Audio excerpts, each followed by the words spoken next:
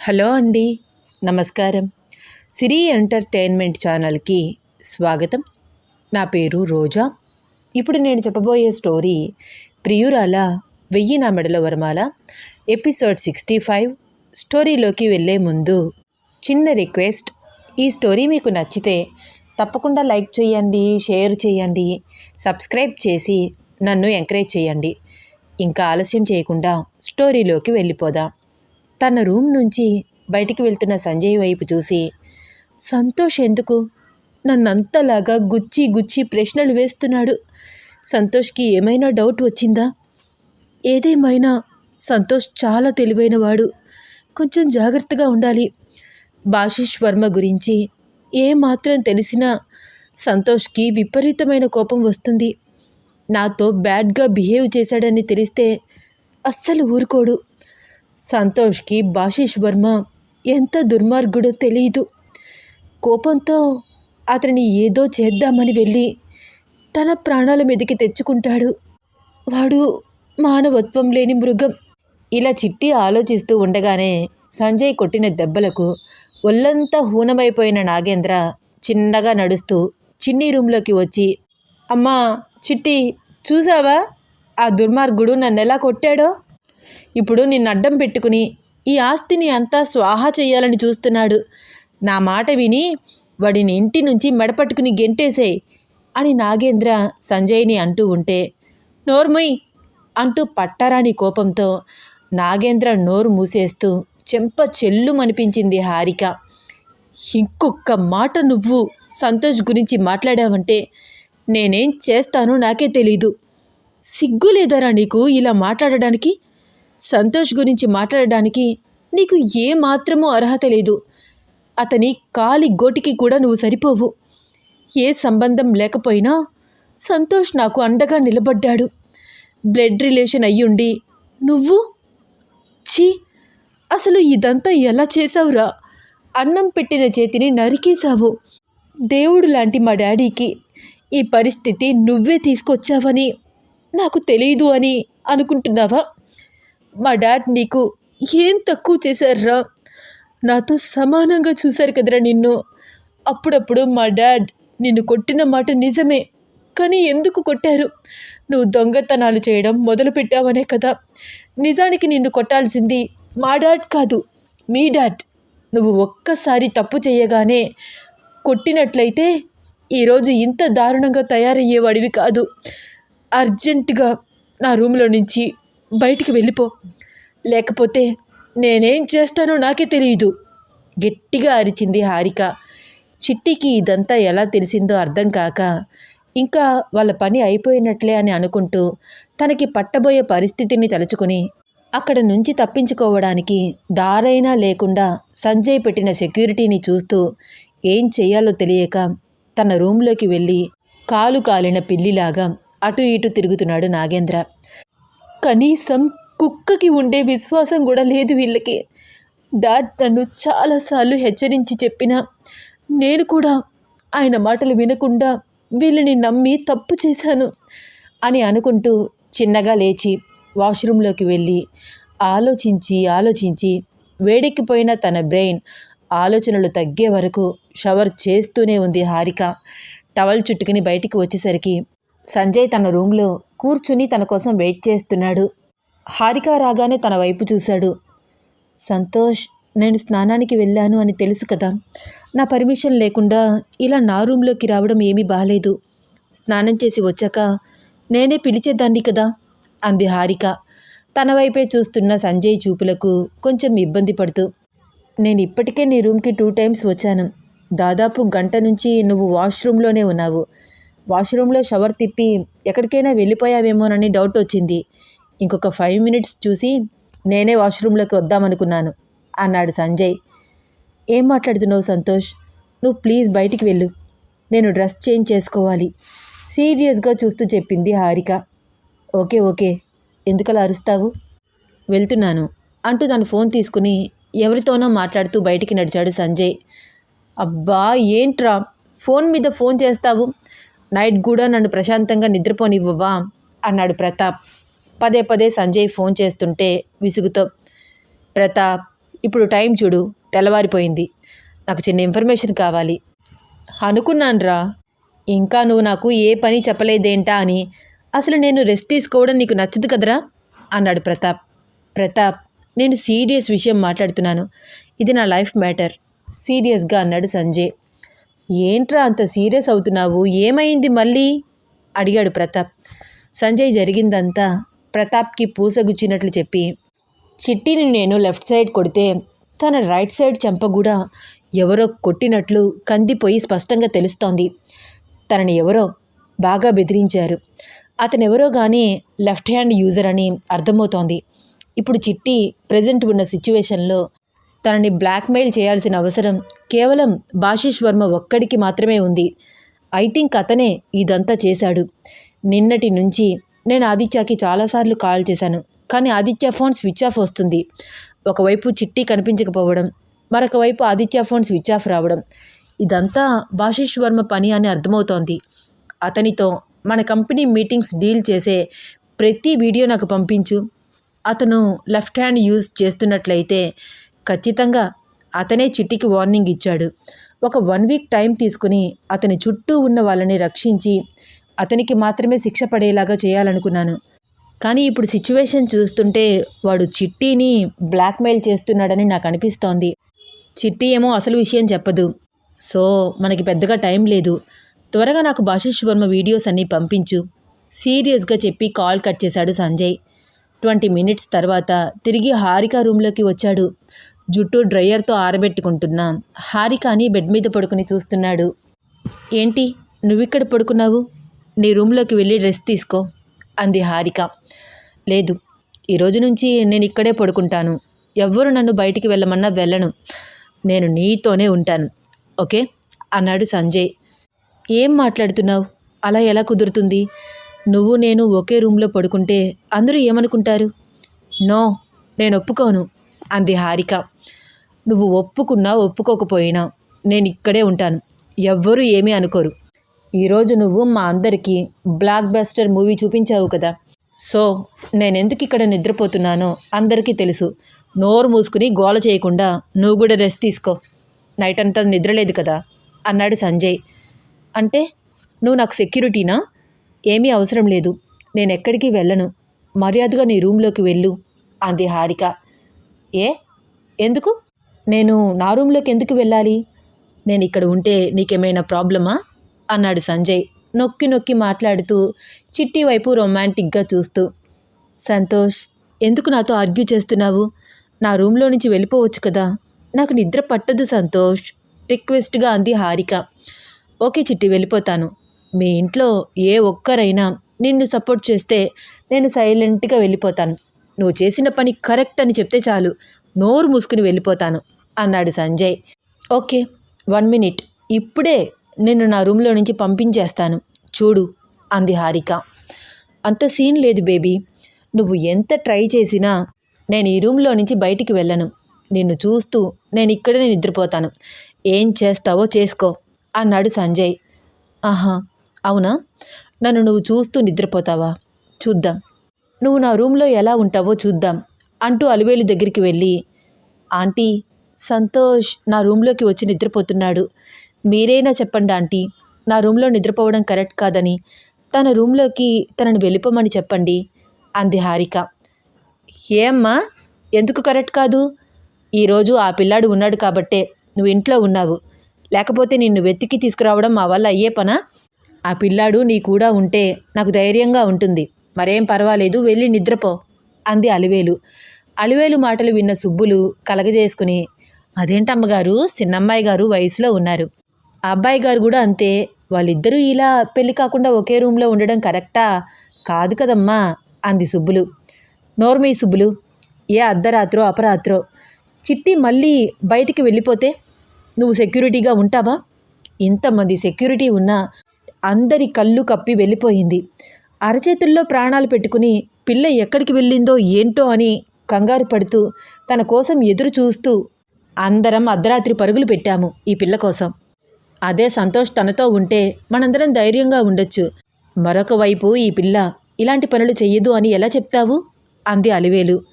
మీరు చెప్పిందంతా బాగానే ఉందమ్మగారు, నిజమే. కానీ వయసులో ఉన్న వాళ్ళిద్దరినీ ఒకే గదిలో ఉంచడం ఎలా అమ్మా? ఏదైనా తప్పటడుగు వేస్తే జీవితాంతం బాధపడాలి కదా. తోడుగా నేను కూడా అదే గదిలో నిద్రపోతాను అన్నాడు లక్ష్మయ్య. లక్ష్మయ్య మాటలు వింటూ అజయ్, తాత, వాళ్ళిద్దరూ ఒకరిని ఒకరు ఇష్టపడుతున్నారు. ఇప్పుడంటే వాళ్ళు వైజాగ్ వచ్చారు. ఇంతకుముందు విజయవాడలోనే ఉన్నారు కదా. అప్పుడు వాళ్ళకి సెక్యూరిటీగా మనం ఏమైనా ఉన్నామా? తప్పు చెయ్యాలి అనుకుంటే వాళ్ళని ఆపడం మన వల్ల కాదు. సంతోష్ ఎలాంటివాడో నాకు బాగా తెలుసు. నాకు పూర్తి నమ్మకం ఉంది. జయదేవ్ ఆరోగ్యం బాగుపడినట్లయితే వాళ్ళిద్దరికీ ఖచ్చితంగా మ్యారేజ్ చేయడానికి ఒప్పుకునేవాడు. ఒక్కటి గుర్తుపెట్టుకో తాత, ఎప్పటికైనా ఈ ఇంటికి అల్లుడయ్యేది సంతోష్. అతనిని ఇలా అనుమానించి అవమానించడం కరెక్ట్ కాదు. వాళ్ళేమీ తలుపులు మూసుకుని నిద్రపోవట్లేదు. వాళ్ళ హద్దులు వాళ్ళకి తెలుసు. నేను ఇలా మాట్లాడుతున్నానని ఏమీ అనుకోవద్దు తాత. మీకు చిట్టి మీద ఉన్న ప్రేమతో సంజయ్ ఎలాంటివాడో అర్థం కావట్లేదు. పోనీ మీకు చిట్టి గురించి తెలుసు కదా. 2 చేతులు కలిస్తేనే చప్పట్లు అంటారు. నమ్మకం ఉంచండి తాత జయదేవ్ పెంపకంపై అన్నాడు అజయ్. అజయ్ చెప్పిందంతా విని, చిన్నమ్మాయి గారి జీవితంలోకి సంతోష్ బాబు వస్తాడు అంటే నాకు మాత్రం సంతోషం కాదా అయ్యా అని సైలెంట్గా నుంచున్నాడు లక్ష్మయ్య.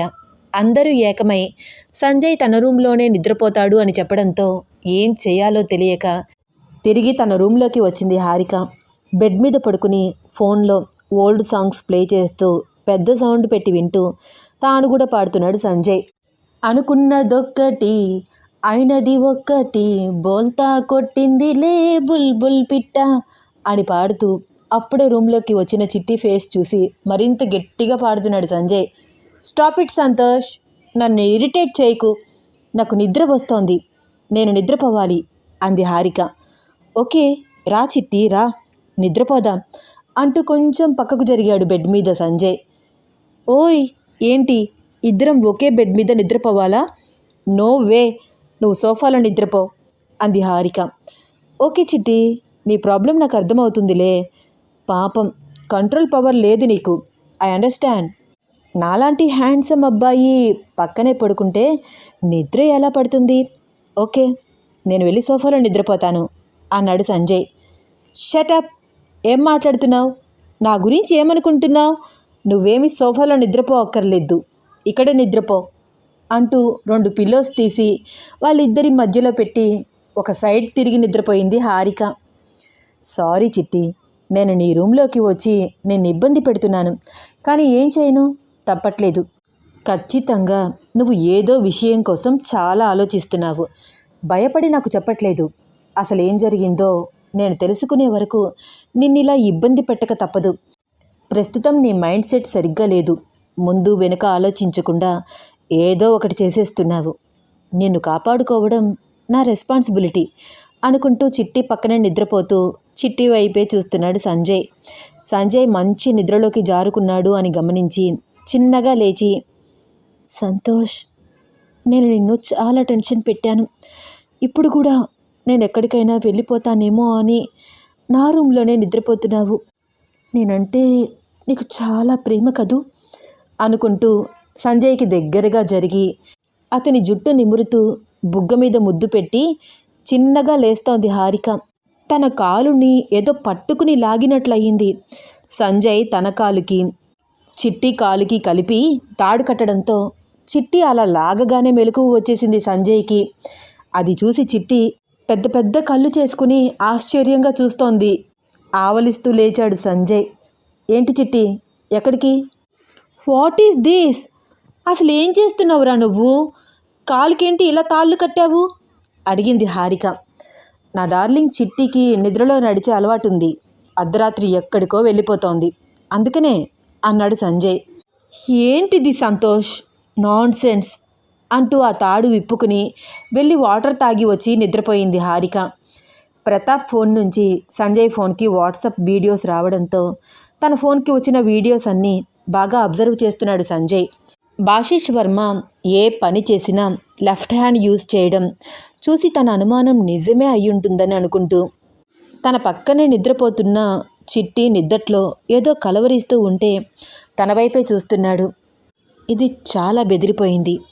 నిద్రలో కూడా ఏదేదో కలవరిస్తోంది. దగ్గరికి ముడుచుకుని పడుకుంటోంది. తనలో తానే మాట్లాడుకుంటోంది. దీని డ్రెస్ నిండా రక్తం ఉండడం నేను చూశాను. వాడు చిట్టిపై చెయ్యి కూడా చేసుకున్నాడు. అసలు చిట్టిని ఇంతలాగా ఏం చెప్పి భయపెట్టాడు? అయినా ఇంతలాగా ఒక ఆడపిల్లని హెరాస్ చేశాడు అంటేనే వాడి మైండ్ సెట్ ఎలా ఉందో నాకు బాగా అర్థమవుతోంది. ఇదంతా చేసింది వీడే అయితే నా చేతుల్లో వీడికి మామూలుగా ఉండదు. తను ఉన్న స్థానం నుంచి కిందకి లాగి పడేస్తాను, నేల నాకించేస్తాను. నా చిట్టిని కొట్టడానికి వాడికి ఎంత ధైర్యం అనుకుంటూ నిద్రలో కలవరిస్తున్న చిట్టిని చూసి తల మీద చెయ్యి వేసి చిన్నగా నిమిరాడు సంజయ్. నిద్రలోనే సంజయ్ చేతులను గట్టిగా పట్టుకుని చిన్న పిల్లలాగా ముడుచుకుని నిద్రపోతోంది హారిక. తను ఇచ్చే క్యూట్ ఎక్స్ప్రెషన్స్ చూస్తూ కాసేపు కదలకుండా చిట్టికి మెలకువ వస్తుందేమో అని అలాగే ఉన్నాడు సంజయ్. సింధు నుంచి పదే పదే మెసేజ్ రావడం చూసి హారిక చేతుల నుంచి తన చేతులు చిన్నగా తీసి, ఏంటి సింధు ఈ టైంలో మెసేజ్, నాతో ఏం మాట్లాడాలి అడిగాడు సంజయ్. బావా, నేను చిట్టి గురించి నీతో మాట్లాడాలి. చిట్టి గురించా? ఏముంది మాట్లాడడానికి, ఉదయం మాట్లాడుకుందాము. ఈ టైంలో నేను నీ రూమ్కి వస్తే బాగోదు కదా బావా. ఇంకొక గంటలో వెలుతురు వచ్చేస్తుంది. ఆల్రెడీ 6 అవుతుంది.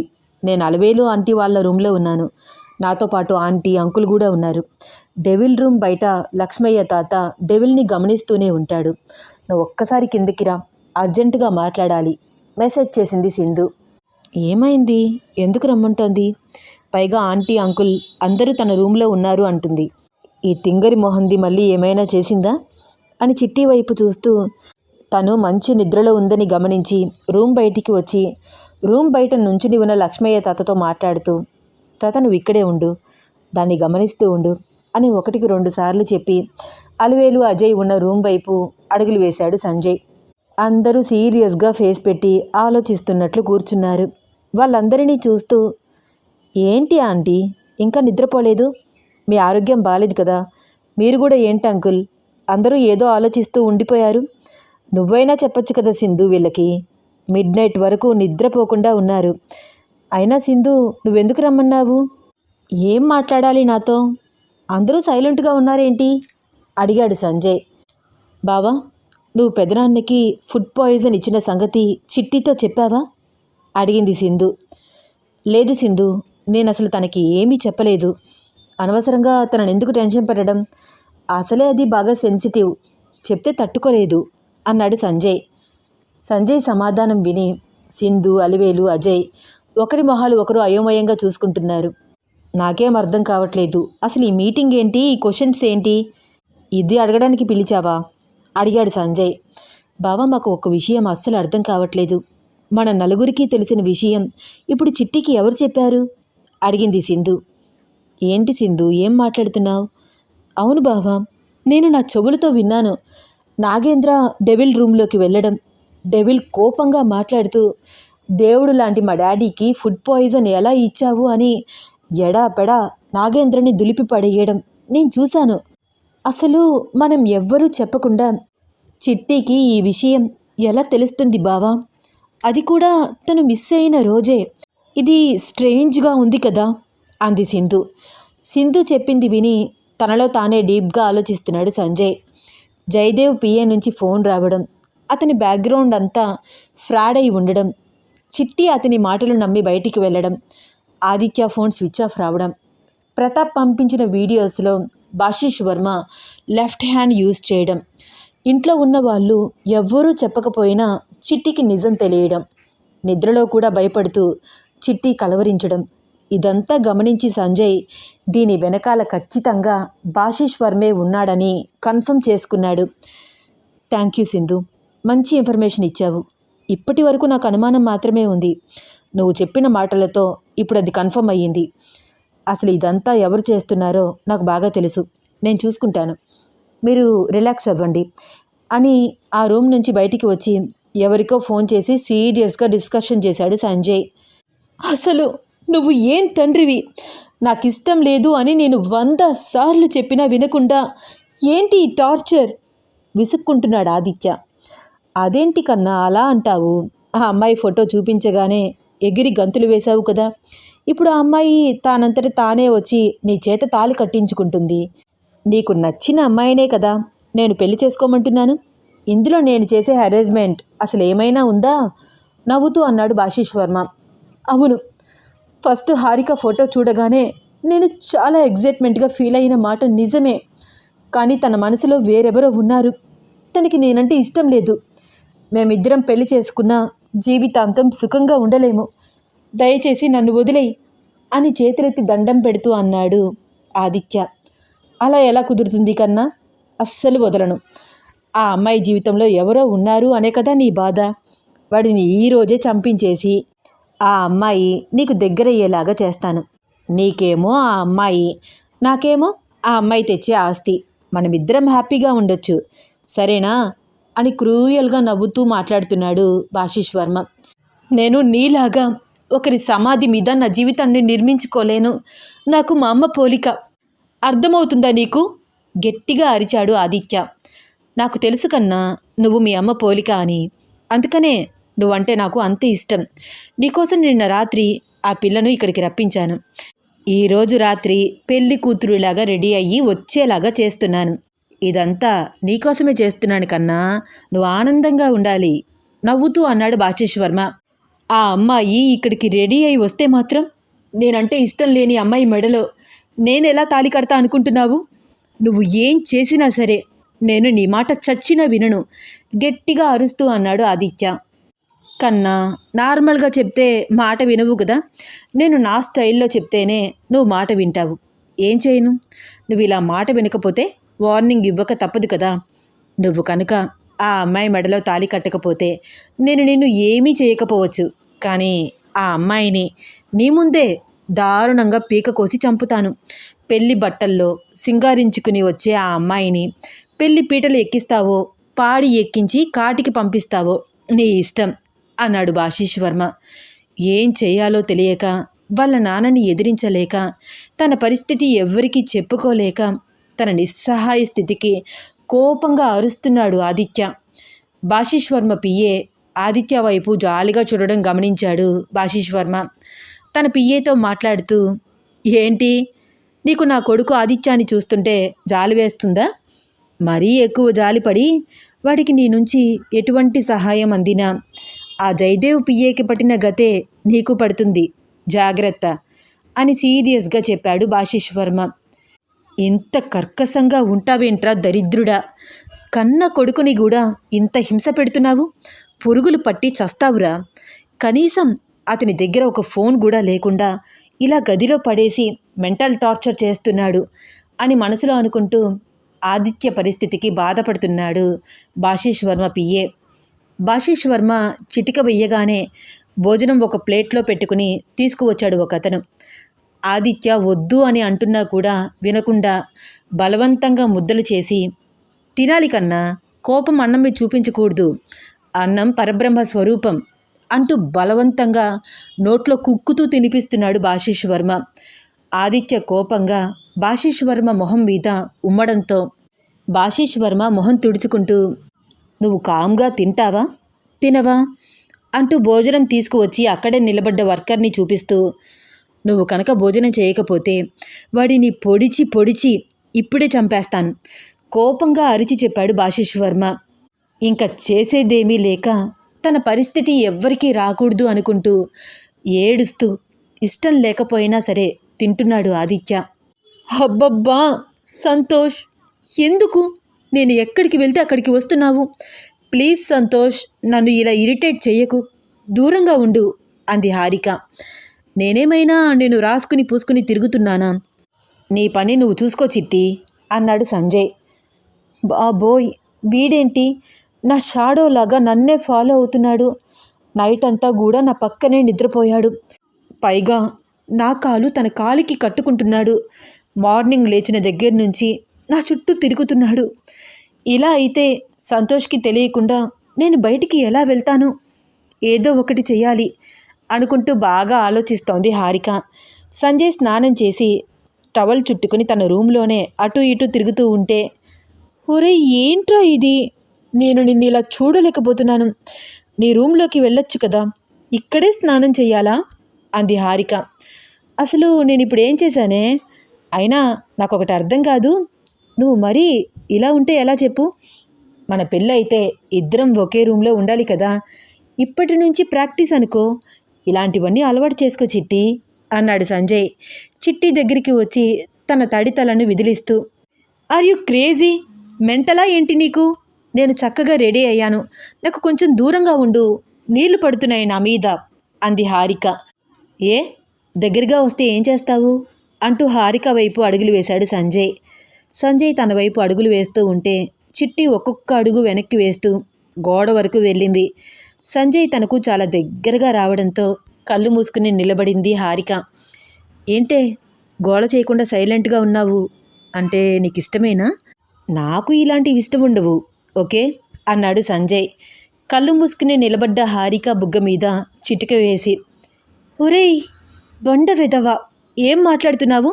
నేనేమైనా నిన్ను రమ్మన్నానా అంటూ తన చేతులతో కొడుతోంది హారిక. సంజయ్ హారిక చేతికి చిక్కకుండా రూమ్ అంతా పరిగెడుతున్నాడు. సంజయ్ని పట్టుకోవాలని చిట్టి కూడా పరిగెడుతోంది. లేదు చిట్టి, నేను నీకు చిక్కను. నన్ను అందుకోవడం చాలా కష్టం అని సంజయ్ అంటూ పరిగెడుతుంటే సంజయ్ అన్న మాటలు వినగానే చిట్టి ఉన్న చోటనే నిలబడి, అవును సంతోష్, నేను నిన్ను అందుకోవడం చాలా కష్టం అనుకుంటూ జరగబోయేది తలుచుకుని వస్తున్న కన్నీళ్లను కంట్రోల్ చేసుకోలేక సంజయ్ చూడకుండా వాష్రూంలోకి వెళ్ళి ఏడుస్తోంది. ఏమైంది దీనికి? నవ్వుతూ నవ్వుతూనే సడన్గా అలా సీరియస్ అయిపోయింది. తనని నేను ఎంత హ్యాపీగా ఉంచాలని చూసినా నాకు కనిపించకుండా అది బాధపడుతూనే ఉంది. నిన్నింతలాగా బాధపెట్టిన వాళ్ళని అస్సలు వదిలిపెట్టని చిట్టి. నాకు తెలిసి భాషిష్ వర్మ నీ నుంచి ఏదో ఆశిస్తున్నాడు. అదేంటో ఈరోజు నాకు తెలిసిపోతుంది. ఈరోజు నైట్తో భాషిష్ వర్మకి చెక్ పెడతాను. విక్రమ్ సన్ ఆఫ్ సంజయ్ అంటే ఏంటో చూపిస్తాను అనుకుంటూ తన ఫోన్ తీసుకుని ఏదో నెంబర్ డయల్ చేసి ఎవరితోనో సీరియస్గా డిస్కషన్ చేస్తున్నాడు సంజయ్. పరిస్థితి అంతా అబ్జర్వ్ చేసిన సంజయ్ ఎవరితో ఫోన్లో మాట్లాడుతున్నాడు? అసలు సంజయ్ ప్లాన్ ఏమిటి? భాషిష్ వర్మకి ఎలా బుద్ధి చెప్పబోతున్నాడు? సంజయ్కి కనిపించకుండా చిట్టి భాషిష్ వర్మ దగ్గరికి వెళ్ళడానికి మళ్ళీ ట్రై చేస్తుందా? అసలు ఈ స్టోరీలో నెక్స్ట్ ఏమవుతుంది తెలుసుకోవాలని ఉందా? అయితే వచ్చే ఎపిసోడ్ కోసం వెయిట్ చేస్తూ ఉండండి. ఈ స్టోరీ మీకు నచ్చితే తప్పకుండా లైక్ చేయండి, షేర్ చేయండి, సబ్స్క్రైబ్ చేసి నన్ను ఎంకరేజ్ చేయండి. ధన్యవాదాలు.